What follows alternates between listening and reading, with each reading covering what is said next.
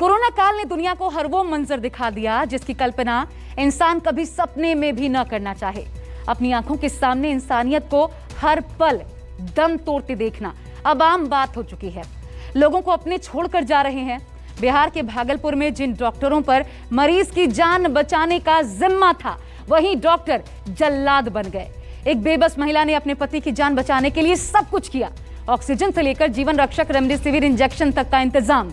लेकिन जब अस्पताल और डॉक्टर जिंदगी नहीं मौत बांटना चाह रहे हों तो फिर हर कोशिश का नाकाम होना लाजमी है। तो शासन बाबू की सरकार में एक पत्नी ने सिर्फ अपना पति नहीं खोया, बल्कि खोती इंसानियत और कुंभकर्णी नींद में डूबी सरकार की हर नाकामी को उजागर किया है। देखिए, अभी 10 दिन में मेरी एनिवर्सरी है, छठी एनिवर्सरी। मेरा बाबू पता है लास्ट लाइन क्या बोला था?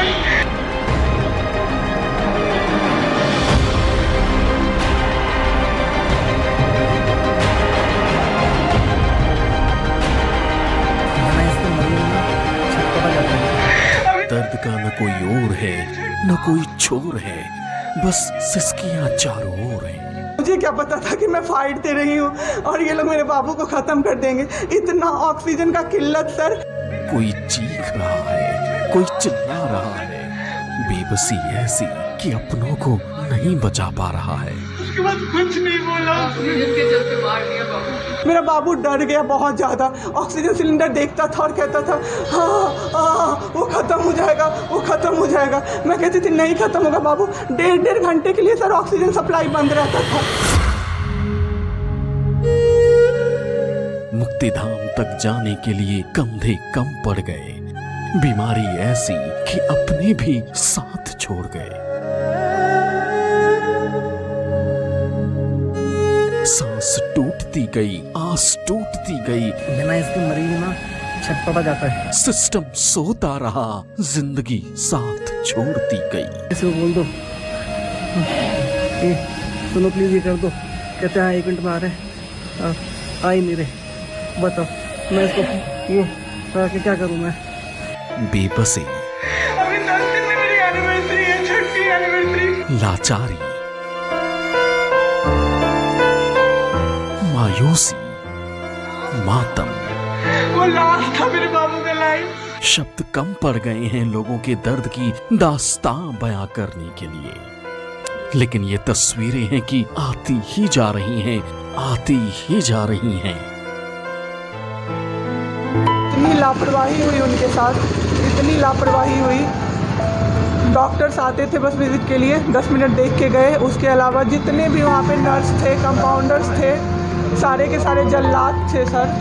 कोई दवाई तक नहीं देना चाहता था पेशेंट।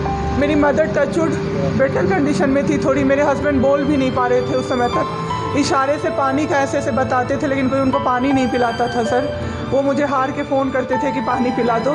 जब मैं अंदर जाती थी तो ये लोग हल्ला करते थे कि क्यों जा रहे हो अंदर। फिर भी मैं जाके उनको पानी पिलाती थी, जूस पिलाती थी। बिहार के भागलपुर से आई इस कहानी को सुनकर रूह तक सिहर गई है।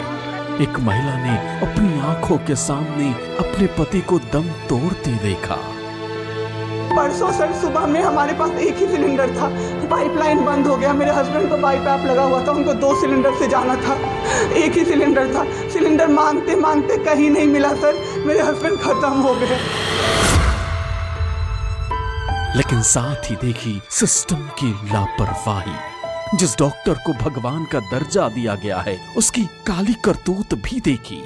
देखा कि इंसानों की मौत के बीच जिन्हें भगवान कहा जाता है, वो कैसे हैवान बन गए। मेरा बाबू डर गया बहुत ज़्यादा। ऑक्सीजन सिलेंडर देखता था और कहता था हाँ वो खत्म हो जाएगा, वो खत्म हो जाएगा। मैं कहती थी नहीं खत्म होगा बाबू। 1.5 घंटे के लिए सर ऑक्सीजन सप्लाई बंद रहता था।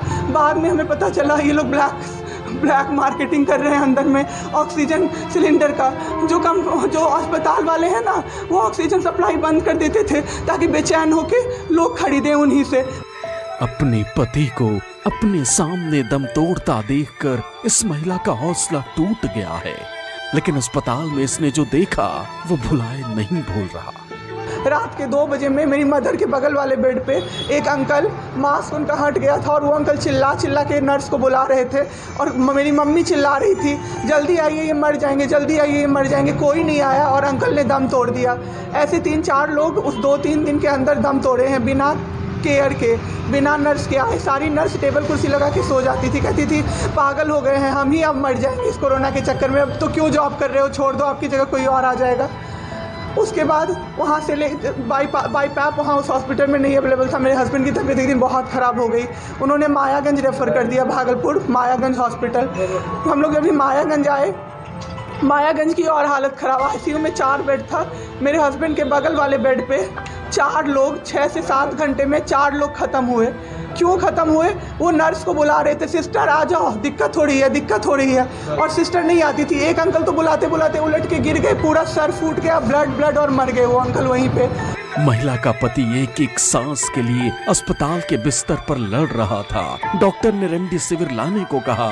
किसी तरह से कई गुना दाम देकर इस महिला ने रेमडेसिविर का इंतजाम तक कर लिया, लेकिन इसके बाद उस जल्लाद डॉक्टर ने जो किया वो सुनिए। रेमडेसिविर इंजेक्शन का नाम आप लोगों ने अभी तक सबने सुन लिया होगा कि कितनी मुश्किल से मिल रहा है। डॉक्टर ने वहाँ सजेस्ट किया, मेरे 2 पेशेंट थे वहाँ, हमने बहुत मुश्किल से अरेंज किया।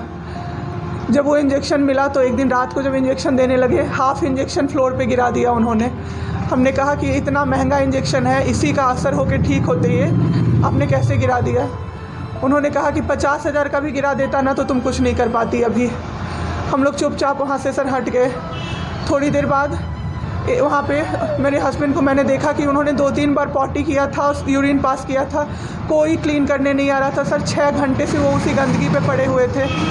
जिस अस्पताल में लोग इस आस से जाते हैं कि यहाँ जिंदगी बच जाएगी, दरअसल वही अब कत्ल खाने में तब्दील हो चुका है। वहाँ पे नर्स थे, कंपाउंडर्स थे, सारे के सारे जल्लाद थे सर। कोई दवाई तक नहीं देना चाहता था पेशेंट। मेरी मदर टचवुड बेटर कंडीशन में थी थोड़ी, मेरे हस्बैंड बोल भी नहीं पा रहे थे उस समय तक। इशारे से पानी का ऐसे बताते थे, लेकिन कोई उनको पानी नहीं पिलाता था सर। वो मुझे हार के फ़ोन करते थे कि पानी पिला दो। जब मैं अंदर जाती थी तो ये लोग हल्ला करते थे कि क्यों जा रहे हो अंदर। फिर भी मैं जाके उनको पानी पिलाती थी, जूस पिलाती थी। ज्योति कुमार एक कंपाउंडर था वहाँ पे। कौन सा हॉस्पिटल का? Glocal hospital Bhagalpur. Jyoti Kumar compounder है वहाँ का, मतलब जो अटेंडेंट सब होते हैं ना वो है, लड़की नहीं है, लड़का है ज्योति कुमार। उसको मैंने रिक्वेस्ट किया कि भैया प्लीज़ आप मेरे हस्बैंड की मदद कर दीजिए, रात में ये लोग रुकने नहीं दे रहे हैं मुझे अपने पास, इनके पास। उसने बोला ठीक है ज़रूर मदद करूँगा, ये कह के, और मैं अपने हस्बैंड से बात करने लगी। इशारे से ही वो बात कर रहे थे, मैं बोल रही थी। अचानक से मेरा दुपट्टा खिंचाया बहुत ज़ोर से। मैंने सोचा क्या हो रहा है, जब मैंने पीछे मुड़ी तो मेरे कमर पे उस आदमी का हाथ था और मेरा दुपट्टा वो ज्योति कुमार खींच रहा था। मेरी माँ पीछे से चिल्लाई, मेरे हस्बैंड ऐसे ऐसे होने लगे, पूरा पसीना उनको चल गया, कुछ बोल नहीं पा रहे थे वो।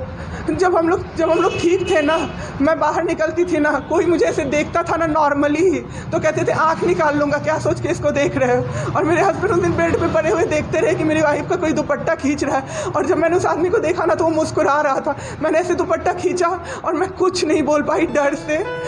इस रोती महिला का वीडियो सामने आने के बाद सुशासन बाबू का प्रशासन जागा है, अस्पताल के खिलाफ कार्रवाई की बात कर रहे हैं, लेकिन बहुत देर हो गई मेहरबान आते आते, क्योंकि इनका पति अब जिस दुनिया में चला गया है वहां से उसे कोई वापस नहीं ला सकता।